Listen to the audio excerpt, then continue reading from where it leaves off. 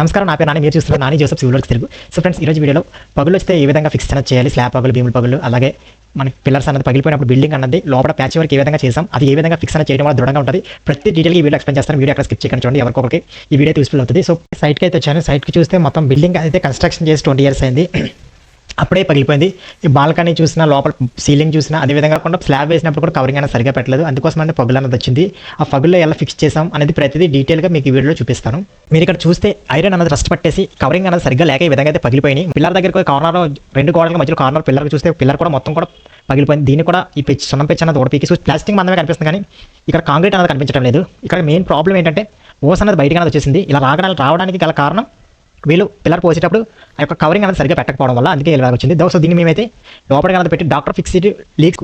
So మేమైతే మొత్తం ఆ లిక్విడ్ అనేది 1:1 రేష్ అంటే 1 లీటర్కి 1 kg సిమెంట్ మాత్రమే కలిపి మొత్తం పిల్లర్ ఎక్కడైతే పగిలిపోయిందో అంత రస్ట్ అంతా క్లీన్ చేసి మొత్తం కూడా ఈ విధంగా ఒంటి అన్నది కొట్టి సిమెంటు మాలు కలిపి జిగురుగా మళ్ళీ ముద్దలు కట్టి దీని అయితే ఫినిషింగ్ అయితే చేయడం అయితే జరిగింది. ఫుల్గా నీట్గా ఫినిష్ చేశాను. అంతేకాకుండా ఇక్కడ బాల్కనీ కూడా పగిలిపోయింది. మొత్తం చూడండి, మొత్తం కూడా పగిలిపోయింది ఇదంతా.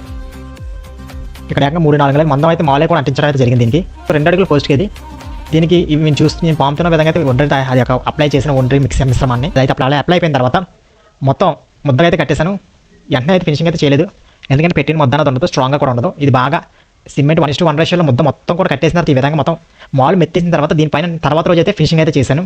సో ఎవరైనా కానీ ప్యాచ్ వర్క్ అనేది పెట్టేటప్పుడు డెఫినెట్గా చూసుకోవాలి. ఇటువంటి లిక్విడ్ అనేది వేసి ఇలా పెట్టుకోవడం వల్ల మనకైతే పగులు అనేది అసలు రావు. పగలదాకా పెట్టింది పగలదు. కొన్ని చోట్ల మామూలు పైన పెట్టేసినట్లయితే లిక్విడ్ అదే మామూలు కూడా తక్కువ వేసి లిక్విడ్ కూడా వేయకపోతే మళ్ళీ లీక్ అయ్యే అవకాశం అయితే ఉంటుంది. కొన్ని చోట్ల స్లాబ్లు ఏంటంటే పెద్దగా పగిలిపోతే కారణం వాటర్ లీక్ అవ్వడం వల్ల, గాలి లాక్కోవడం వల్ల ఊసలు అయితే పగిలిపోతాయి. సో అలా కూడా మనకి స్లాబ్లో పగిలిపోయే అవకాశం ఉంటుంది స్పెషల్. అతను దీని యొక్క ప్రాబ్లం అనేది ఎలా సాల్వ్ చేశాను మీకు డీటెయిల్గా చూపించాను. మన ఛానల్ ఎవరైతే సబ్స్క్రైబ్ చేసుకోండి, పక్కన గంట సింబల్ అలా పెట్టుకోండి. నేను ప్రతి వీడియో మీ నోటిఫికేషన్